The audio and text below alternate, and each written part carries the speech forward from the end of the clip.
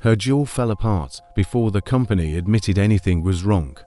In the early 1900s, young women across America were told they had found the perfect job. The factories in New Jersey and Illinois were clean, modern, and patriotic. The work seemed almost elegant, painting tiny numbers onto watch dials so soldiers could read the time in the dark. The secret ingredient was radium, a newly discovered substance that glowed faintly green and was being praised as a miracle of modern science. They called the workers the Radium Girls. Many of them were teenagers. They earned far more than factory laborers. They wore pretty dresses to work, and when the lights were turned off at the end of the shift, their hair, their skin, even their clothes shimmered softly in the dark. Some of them painted their fingernails with leftover radium paint before going to dances at night. They laughed as their smiles glowed faintly under dim lamps. They were told it was harmless to keep the brush tips sharp.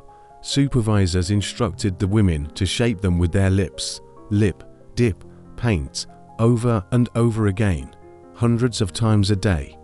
Each time, they swallowed a tiny amount of radium. No one warned them. In fact, the companies reassured them. Radium was being marketed as healthy. It was added to toothpaste, cosmetics, even drinking water. Doctors prescribed it as a tonic. At first, nothing seemed wrong. Then the toothaches began. One girl's dentist removed a painful tooth. The socket never healed. Instead, the flesh inside her mouth began to decay. Her jawbone softened and crumbled. When doctors tried to examine her, pieces of bone broke away in their hands. Others developed anemia, brittle bones, and strange fractures that appeared without cause. Some felt constant exhaustion, others mysterious pain in their hips and spines.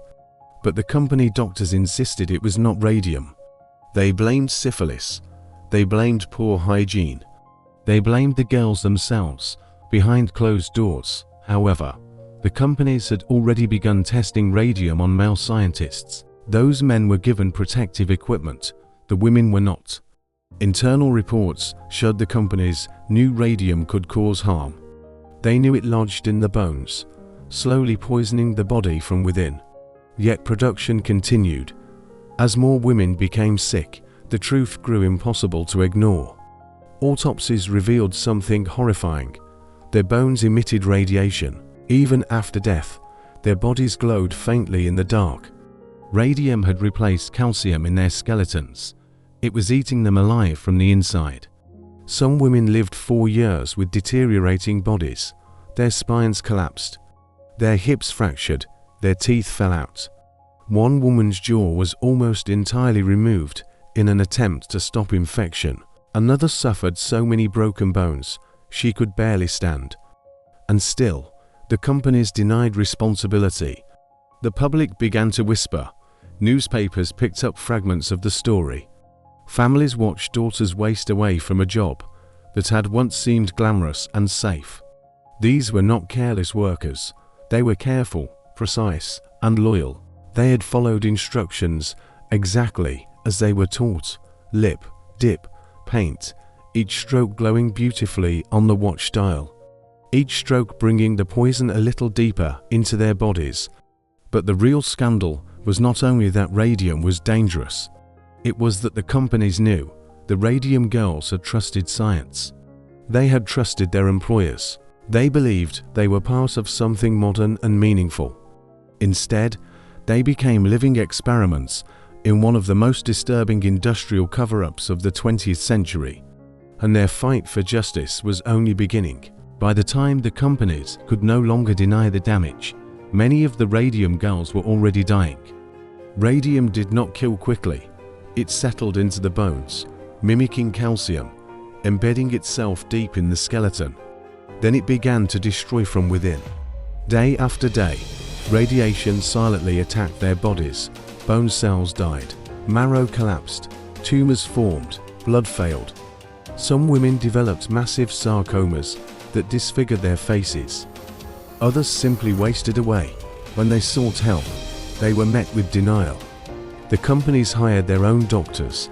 Reports declared the women healthy.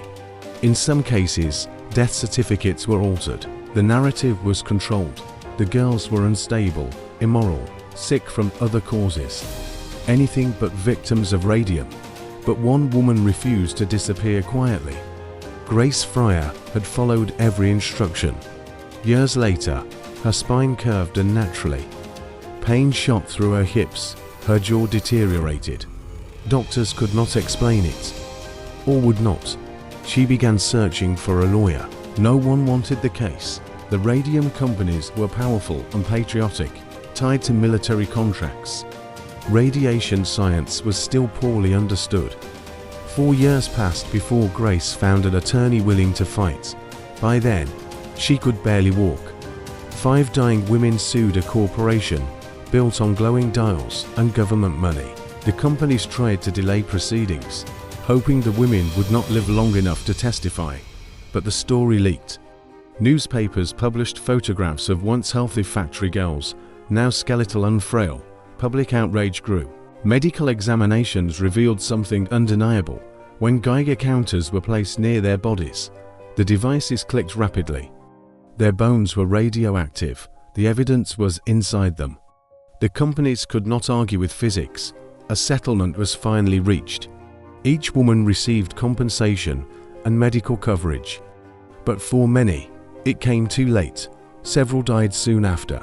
Their victory, however, changed everything. For the first time, corporations were held accountable for long-term occupational disease. The case forced courts to recognize that slow industrial poisoning was just as real as sudden factory accidents. It strengthened workers' rights and helped shape modern workplace safety laws. Future regulations for handling radioactive materials were influenced by their suffering. Radium did not disappear overnight, but safety protocols improved. Protective gear became mandatory. The deadly lip, dip, paint method was banned. The Radium Girls were not activists at the beginning. They were ordinary young women who believed in progress and trusted their employers. Their tragedy exposed a painful truth. Scientific advancement without accountability can become lethal. Their bones once glowed in the dark. The glow was not harmless, and the light they left behind became something else entirely.